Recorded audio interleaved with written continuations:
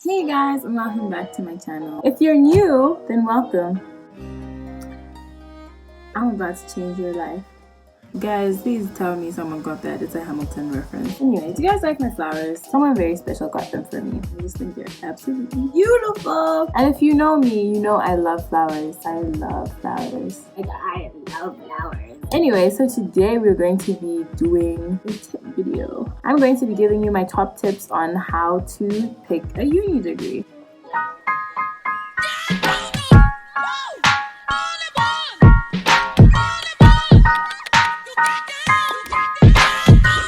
So today, I'm going to give you my top tips on how to help you narrow down your choices or choosing a uni degree. And for a lot of people, especially if you're still in high school, it can be a very daunting task. You might be having panic attacks left, right, and center, like,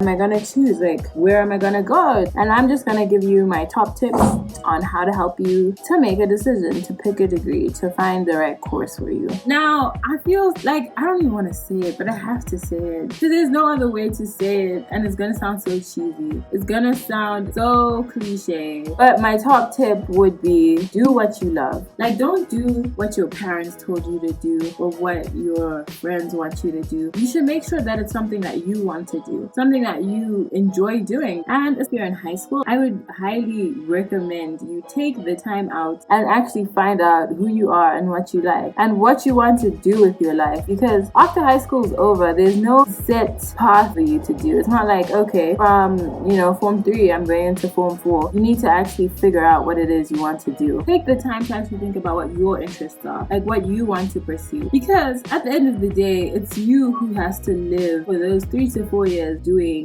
this degree and find out what you're into, because you need to be highly motivated. Uni is not a walk in the park. It's actually quite a bit of work. So if you aren't motivated to do it, it's going to be another challenge within itself. My second tip would be research. You can never do enough research. I mean, you have to think big, because there's so many new degrees, new specializations that pop up every day. You might be looking at like the conventional things that have been in existence forever, the degrees you've already heard of. None of them are exactly what you want, but if you keep looking, you'll find that, hey, this is actually something I'm interested in. This is something I want to do, and you didn't even know it existed. Be a pioneer. Be the first person to do it. There's so many new things. Don't be afraid to branch out and find out what's there, what new opportunities there are. And I know sometimes it might be something that your parents are very adamant about you doing. Maybe it's new or they've never heard of it. You guys know that joke where to parents there are only 5 careers: doctor, lawyer, engineer, teacher, and then disgrace. And it's like there's so many things that the world needs, but if you restrict yourself at a very early stage, it won't help you at the end of the day. You never know. I would also recommend finding more about that specific field or degree. I remember when we were in Form 4, we had to do an internship. I was basically shadowing a bunch of doctors, and that's something that also helped me make my decision. I have a medical degree, MB, CHB, from the University of Grey's Anatomy. Shonda taught me. But the thing with that is, everyday medicine is not like that. In real life, there's a lot more to medicine, and it's not always gonna be, oh, everything's all quick,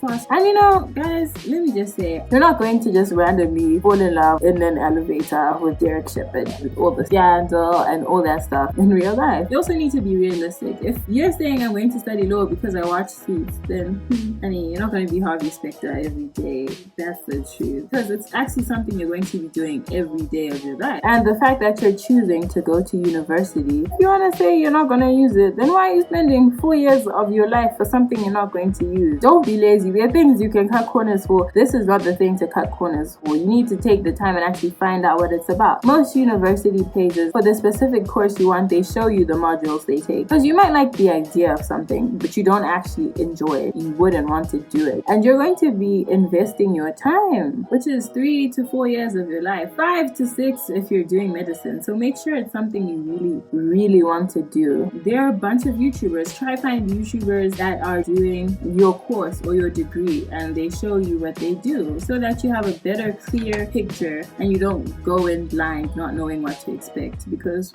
trouble. And when you're in university, you want to make the most of your experience. You want to maximize, and unless you have a full ride scholarship, all expenses paid, you want to get the most bang for your buck. You want to learn the most. You want to actually utilize that time in university. And I know life can be confusing. What you don't want to do is end up changing your degree 5,000 times. So this is just to try help you avoid that thing. Research, guys. Research. Make sure you know what you're getting yourself into. Like, make sure. And within doing your research, it just brings me on to the third tip, which is the bigger picture. Okay, once you have the degree, then what? So what do you plan on doing with the degree? Another thing you can look into is the job prospects. Roughly how much is the salary you're going to be making? Look at job satisfaction. People who do that job, are they happy in that job? Because you don't want to work your butt off trying to get this degree and you get the job and you actually hate your life.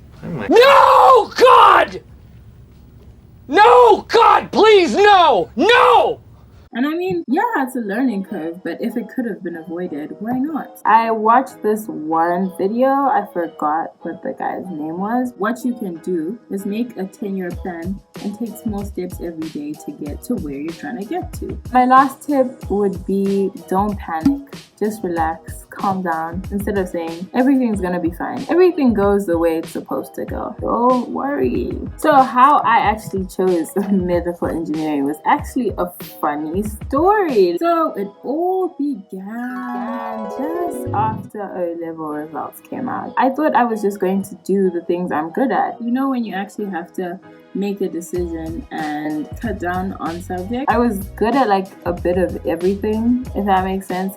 Wasn't abundantly clear to me what I wanted to do. I was only 16 at the time, so it's very overwhelming. So I was just let me just do the subjects I got A stars in, because clearly I'm better at that, right? So using that same line of thinking, I had to choose between biology, physics, chemistry, and history. Until about half term of lower 6, I was doing maths, bio, chemistry, and history. And that was a lot. And it was just making me even more confused. So eventually I ended up dropping history.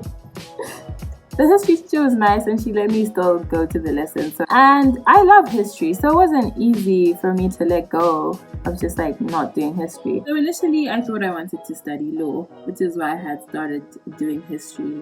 Another thing I'm really passionate about is human rights activism. But what I realized was that you can be an activist as an actor, as a doctor, as a dancer, as an engineer, whatever it is, you can still be a human rights activist. You don't specifically need to get the law degree for that. And also, my parents were also having their opinion. One of my parents, I shall not name names, mom, she really wanted me to do medicine. But ever since my internship, I was getting cold feet about it. It's a big commitment to make. I feel you need to be all in to do it. And then after that, I was okay, let me channel my scientific side. Let's focus in on that. And I won't even lie, guys. Initially, what I did was I just looked at the salaries, especially the starting salaries. So I was okay, I tried to sell myself into the computer data science scene. Personally, I applied to unis in the UK, and a part of the application process is writing a personal statement. And that really helped me to figure out what I actually wanted to do. Because it's easy to say, oh, I want to do this, but you don't even know what it's about. You're just in it for the money, or it sounds cool, or the prestige, but it's something you would actually hate doing. For a while, I went with it. I was looking at those dollars, guys. And then after starting my personal statement, I realized that I'm not really into any of these things. I don't know if anyone else is like me, but if I'm writing, I need to be feeling it. I need to be in my zone, speaking from what I know. It was really when I wrote my personal statement when I was wait a minute. wait a minute. Wait a damn minute. Wait a damn. Because I also want to choose something that I will be interested in every day. That I'll look forward to waking up to work and being like, what do you actually like doing, Miss Girl? So I want to wake up and be excited to do whatever I'm doing. So one day I sat down, I'm like, okay, what do you want to do? So now I came to a crossroad between medicine and engineering. It took me a while to actually wrap my head around the whole thing. And after doing research, there are lots of websites where you type in your interests and they give you an idea of what you would be good at, and doing those character tests and they tell you what you're good at. And I'm just like, I don't know, you're not telling me. Anyway, after that, I just really prayed about it. I prayed about it because I've never felt so confused in my life. And I'm just like, okay, let's go to the person with the master plan, which is God. And I just prayed about it. I prayed so hard. And as I'm researching and I can't decide, am I going to do engineering? Am I going to do medicine? I came across this thing called biomedical engineering. And I was like, oh my goodness,